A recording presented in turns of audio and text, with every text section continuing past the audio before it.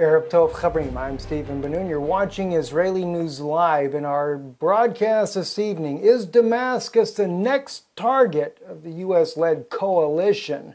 And as frightening as that may sound, or even as alarming that may sound, it may give some heavy credibility from an article that's published by RT. Let's take a look at this and really begin to unravel this evening's news and the things that are happening all around Syria. Of course, many of you, I'm sure, are already thinking about Damascus and the ruinous heap from Isaiah chapter 17. This on your screen and behind you here, RT, published only hours ago, state here, direct aggression by U.S. against Damascus to cause tectonic shift in the Middle East. Now, we're going to be looking at the propaganda once again this evening that's being fed to the United States people regarding Syria, but we're also going to be looking at later in the broadcast here that Israel may also be preparing for a U.S. coalition-led strike on Damascus, because one thing we have not brought up, and we've not shared much images about this to start with, has been a massive number of tanks and troop movement to the Golan by Israel, something we witnessed when we went to Damascus not too long ago, or overlooking Damascus from the Israeli border there. Reported on several things there, but I didn't go too much into what we actually saw there, mainly for the safety and security of the Israeli people. But in light of this article here, I think we have seen the evidence of Israel also getting ready, knowing that their partners, the United States, may very well lead a strike against Damascus directly. This could destabilize the Golan Heights with Hezbollah and open up a war front for Israel as well. So Israel, I believe, has been preparing for such attack. Let's take a look at this. October the 1st came out today. And this here is, I brought first the scripture, but the words underneath there is from the direct article itself off of RT News. It was published today. But the burden of Damascus, behold, Damascus is taken away from being a city, and it shall be a ruinous heap. Taken away from being a city. It's about the only city left that is not being besieged by different fighting factions all across Syria that the U.S.-led coalition has been sponsoring to try to topple Bashar al-Assad. But it seems to be the last city that is a stronghold. But the prophecy also clearly in Isaiah is going to speak about something that's going to happen to Israel as well. We'll look at that in a moment here. Let's continue with RT's report here. If the U.S. launches a military campaign to oust the Syrian government, it would further fracture the country and have tremendous negative long-term consequences for the entire region, Russian Foreign Ministry spokesperson Maria Zakharova warned. She said if the U.S. launches a direct aggression against Damascus and the Syrian army, it would cause a terrible tectonic shift not only in the country but in the entire region. Maria Zakharova said during a talk show, which is to be aired fully later on Saturday, and has been cited by RIA, RT News, etc. There, RT actually, RIA, RT News is the one that covered the article here. Let me show you what else Ms. Zakharova had to say here. She says, with no government in Damascus, there will be a power vacuum in Syria. Kind of reiterating the words by John Kerry, a vacuum would be filled by these radical groups, but he doesn't mention the fact that the U.S. backs all these radical groups, which so-called moderates, who are in reality not moderate at all, but just terrorists of all flavors, would feel, and there would be no dealing with them, the diplomat predicted. And later it would be aggravated the way it happened in Iraq. We know that Saddam Hussein's Iraqi army became the basis of the Islamic State.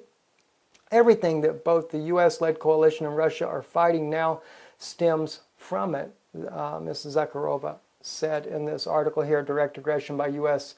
against Damascus to cause tectonic shift in the Middle East. So is Russia expecting this type of an attack on Damascus? And if so, how heavy will Russia get involved? And if Russia really gets heavily involved over Damascus and the toppling of Bashar al-Assad, as they have been pretty much involved and not backed down nor flinched over Aleppo, then I am sure Damascus will be no different. Let me continue on. I want to share with you some very interesting facts, though, that clearly indicate that the Obama administration is really there for a very evil purpose in the Middle East. We see here in the article here, this here again is on RT as well. Americans are on our side. An al-Nusra commander says U.S. arming jihadists via third countries. Published it was published on the September 26th. RT News covered it. It was actually a German article that this came from, where they were interviewing the man you see on your screen. He says the fight is difficult, the regime is strong, and gets support from Russia.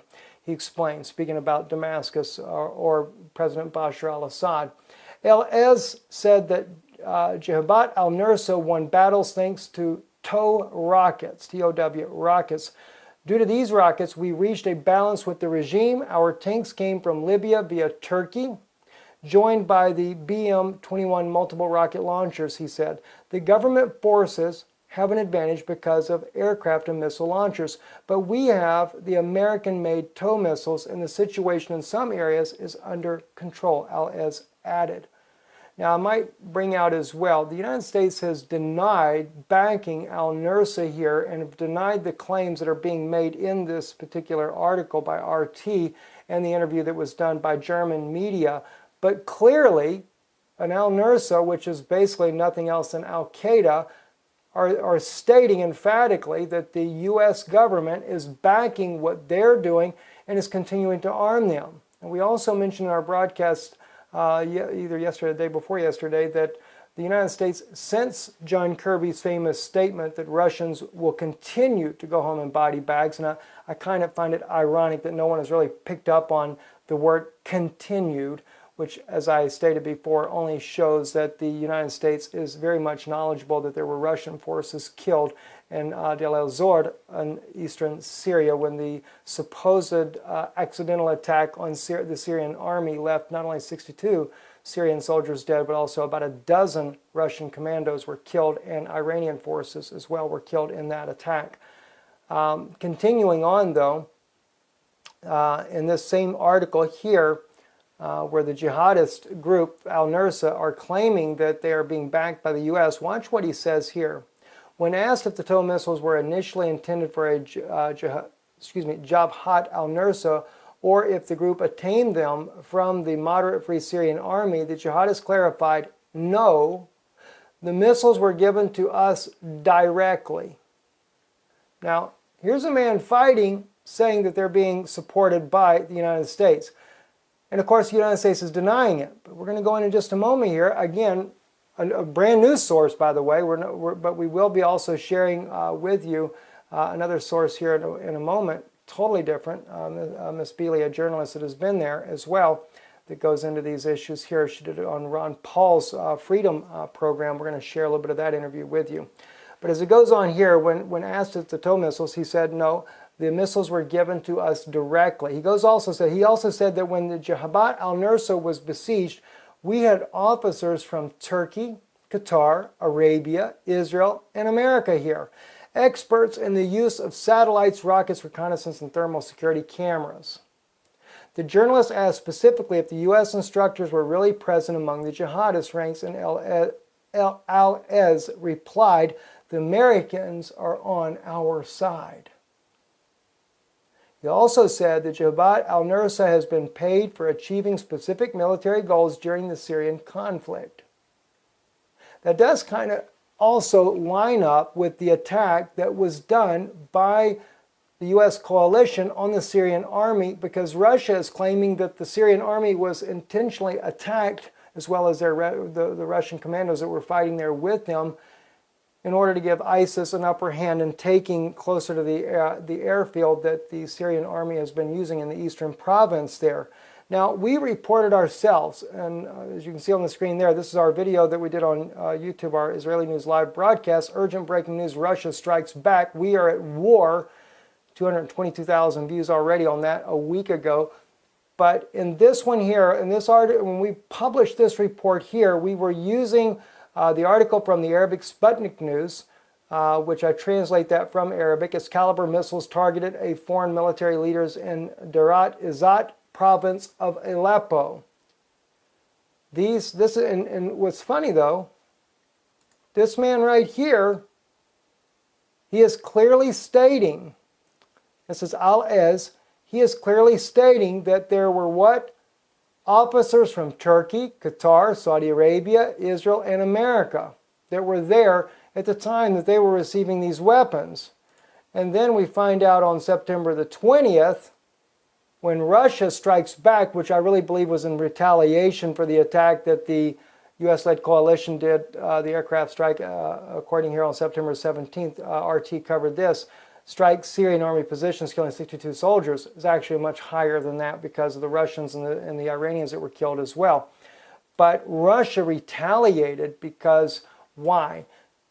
According to the Syrian government, they had intel, radio-intercepted calls there to where in Aleppo, eastern Aleppo, which is where they claim that the several U.S., Turkish, Saudi, Qatari, and British officers were also killed along with the Israeli officers. The foreign officers were killed in Aleppo operations room directing the terrorist attacks in Aleppo. That's what it said on the Arabic language Sputnik news source. Another source there goes into saying that they were high in the mountains there and Russia targeted them in order to put a stop to where the information was coming from to be able to attack the Syrian army. This is why we stated in our own broadcast right here, we are at war. Even though, as we've seen with what John Kirby said from the State Department, there will be more, these rebel groups will be, may attack Russia, they may attack Russian interests, they may attack even Russian cities. Clearly, from the way John Kirby is speaking about that from the State Department, although it is a veiled threat, not a direct threat against Russia, they have carried out, or they will continue to carry out these threats here because what's going to happen? It is definitely a proxy war at this point now. But let some planes fall out of the sky. And I'm afraid it'll go from a proxy war to a direct conflict. When the U.S. coalition struck the Syrian army and killed Syrian and Russian forces, that's a direct conflict there. Although they're using on the ground the radical Islamic ISIS group, Al-Nusra, the Jihadist Free Syrian Army, all the others, still it is a direct attack at that point there. Let's move on now. Again, like I said, it was in retaliation of the September 17th strike that happened on the Syrian Free Army there. That was what Russia did in retaliation. Still has never made mainstream media in America. Why?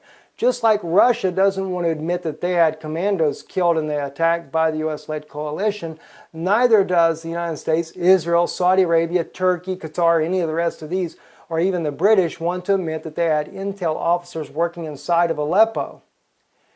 If they admitted it, then the rest of the world would know that in fact these different governments are working together. Turkey is definitely not an ally to Russia.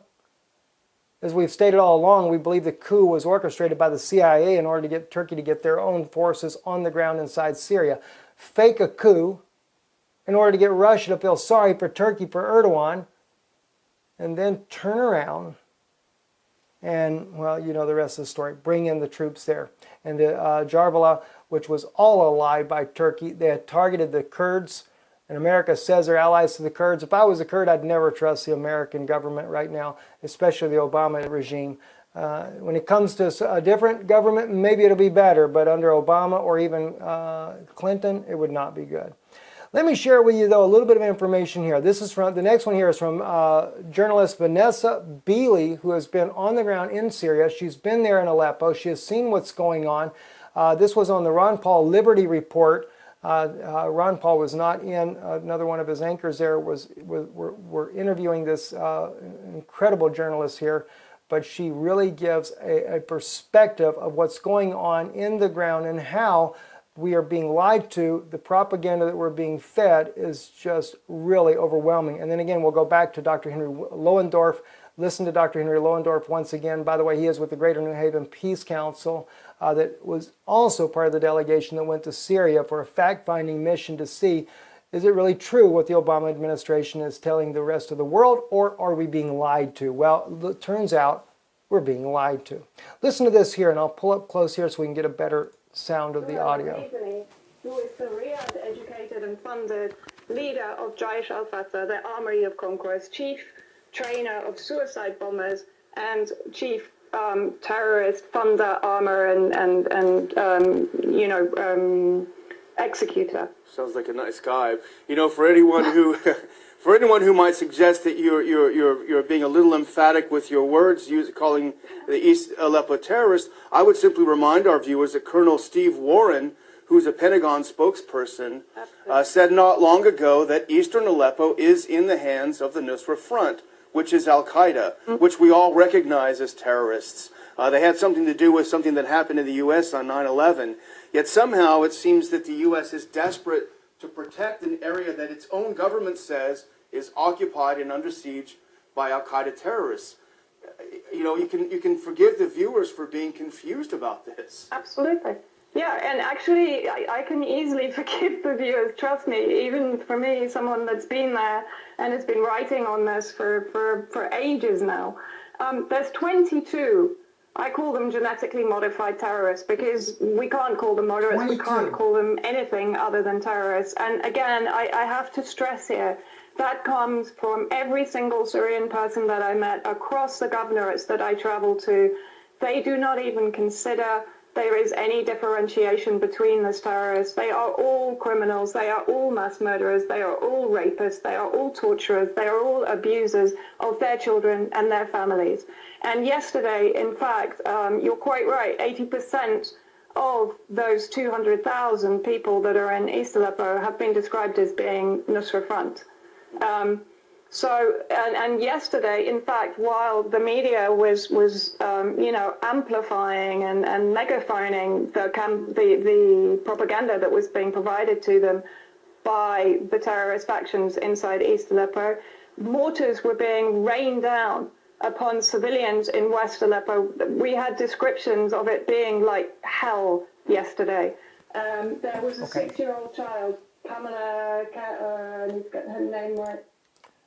I want to stop at that point right there because this was part of something I wanted for you guys to be able to see as well.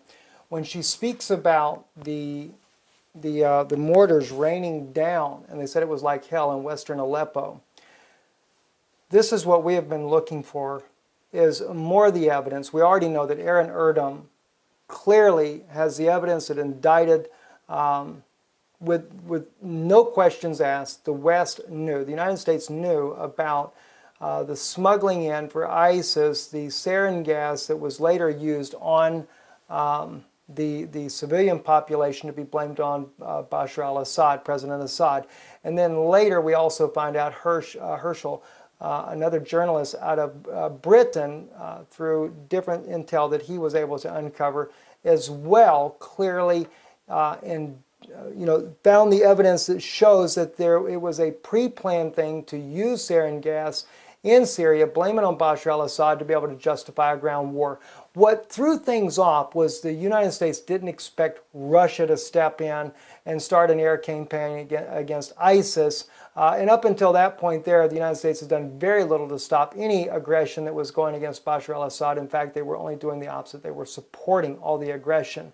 And so bringing this up to what Ms. Bealey is saying here is that the different terrorist groups there, al-Nusra, the ISIS, all those different groups that are raining down, as she said, there's 22 different groups in the country that are fighting against Bashar al-Assad, but they are raining down all these mortars on Western Aleppo. And then, of course, as we have stated, we know that the United States has sold phosphoric weapons to the Saudis. Saudis are working there inside of Aleppo, so they could have easily got into the hands of these groups as well. And not to mention, we also know that the Turks as well have used phosphoric weapons and have smuggled those in and have been backing ISIS all along. So the propaganda that we're fed in the West, that it is Russia and the Syrian army that are actually doing the attacks on their people, we find from journalists like Ms. Bealey right here, Vanessa Bealey, that actually contradicts that and shows that it's not Russia nor Bashar al-Assad that is attacking the civilian populations, but in fact it is the groups that the U.S.-led coalition are backing to try to topple Bashar al-Assad. They're targeting the civilian population, and they're capitalizing on that through the media that is willing to lie to us. Let's go to Dr. Henry Lohendorf from the Greater New Haven Peace Council, who is also in Syria. And I just have to do this for this stressing because I'm going to show you one of the latest that Reuters is bringing out, but to show you again the propaganda that we are being fed in the West and all the other parts of the world as well. What Alfred said is so true. We are fighting a mass of propaganda that has demonized the Syrian government, demonized its leaders, an effort that precedes every other intervention that the United States has made over the course of many, many decades in order to convince people that it's okay for quote-unquote humanitarian reasons to overthrow a government and to replace it with whatever.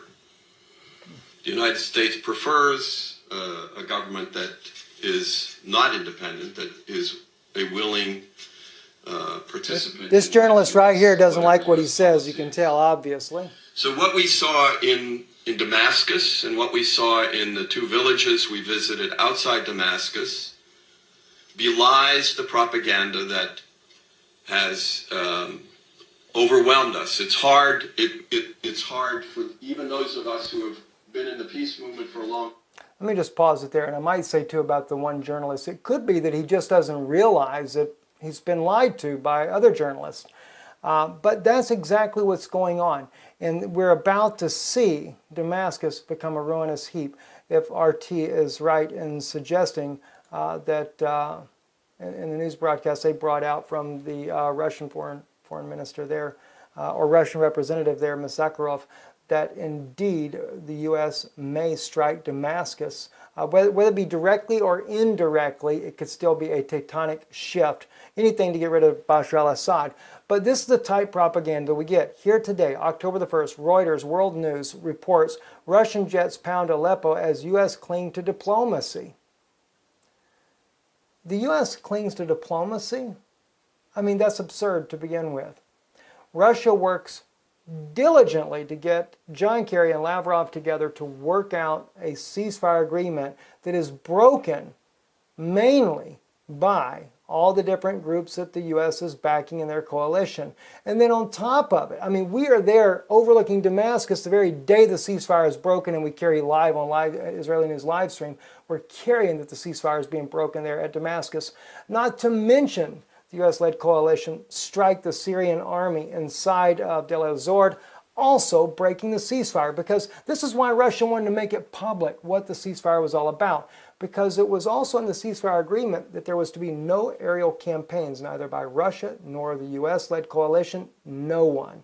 But yet, who broke that ceasefire? The U.S.-led coalition, and struck the Syrian army, claiming they were going after ISIS, only to find out that these things were not true. But according to this here, the title is what's so deceptive, but then it says Russia was reported on Friday to be sending more warplanes to Syria, ramp up its air campaign, as the United States said it had not yet given up on fighting a diplomatic resolution.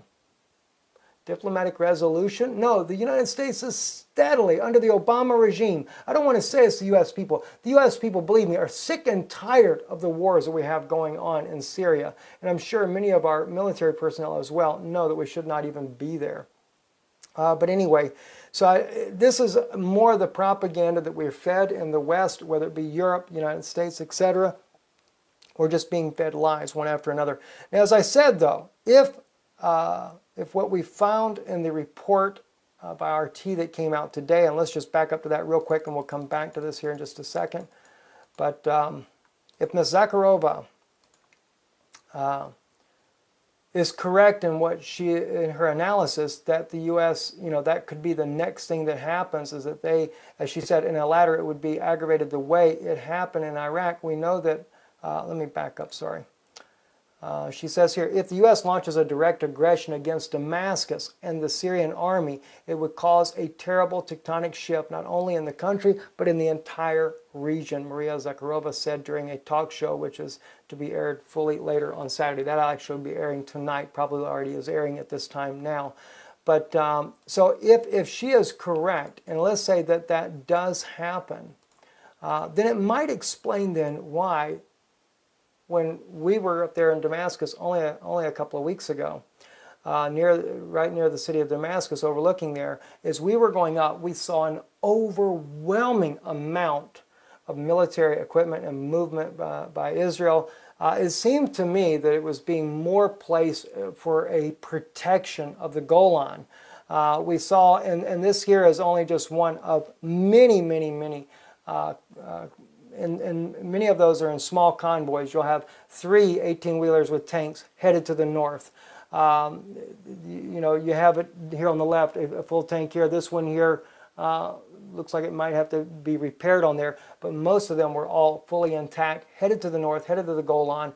Like we saw here, this was only one of many here, and I'm not going to mention where that's at for the safety of the Israeli people and the Israeli IDF soldiers, but this, in the Golan, I can say that much to you.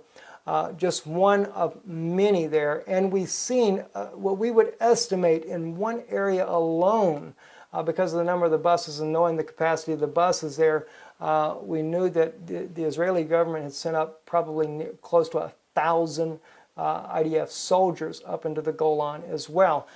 So what is all this movement about for Israel? Is it war games? Perhaps. I haven't investigated to see if they were doing a war game during the time, but it seems more to me that what Israel is doing is Israel is getting ready to protect its border from Hezbollah, and it may be because Ms. Zakharova may be correct. The U.S. may be planning a direct attack on Damascus. Even if it's not done directly by the U.S., it could be done through the different groups that they have fighting there, whether it be al-Nusra, Al-Qaeda, or Al-Qaeda, or ISIS, or the moderate rebels, whatever they may be, because as we reported ourselves, Damascus is definitely surrounded, at least not surrounded, but to the east and to the north of Damascus, we were seeing fighting as we were there, especially to the east, heavy bombardment there, shelling between the Syrian army and the groups that are to the north and to the east of Damascus.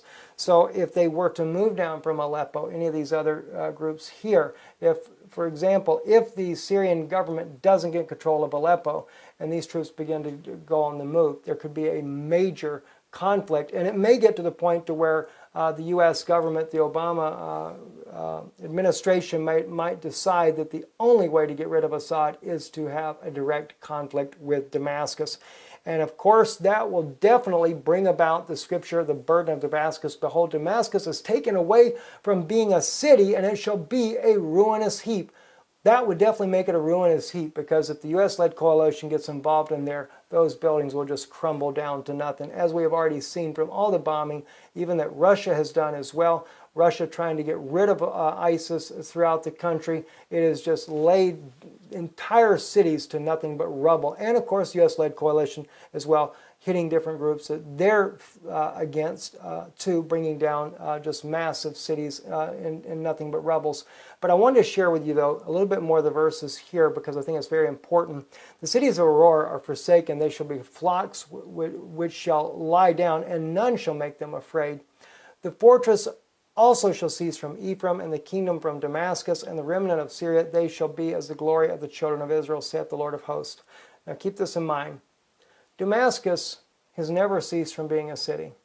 This is why this prophecy of Isaiah 17:1 is believed to still be fulfilled, and could be very well fulfilled here in the very coming weeks. But he says in verse 4, chapter 17, this is what concerned me. And in that day it shall come to pass that the glory of Jacob shall be made thin. Isn't it interesting that God refers to Israel as Jacob here? Just as the rest of the world is doing. They don't want to acknowledge Israel as the state of Israel, but rather, as we know in Psalm 83, come let us cut them off, that the name of Israel may be no more in remembrance. So is this a sign to us as well that God refers to it, that the glory of Jacob shall be made thin? But here's the sad part of this. And the fatness of his flesh shall wax lean. Could this war with Damascus have a heavy toll on Israel as well? That's my concern. I'm Stephen Ben-Nun. You're watching Israeli News Live. I know it's been a little bit lengthy broadcast. Thank you for watching. Again, don't forget, subscribe, share this broadcast everywhere you can, because Western media is not telling our people the truth. And we're in a battle of getting the truth out in a world of global bias. Also, don't forget, if you like the prophetic teachings that we do, Join us on Danoon Institute on YouTube, as well as we're doing a new channel on news on Vimeo under my name, Stephen Ben Noon. The links will be here in the subject line here for you to be able to click and sign up there. And also on Twitter, Israeli News Live at Stephen Danoon. It's the only one I could find available. Anyway, I'm Stephen Ben Noon. You have a great evening. Shalom.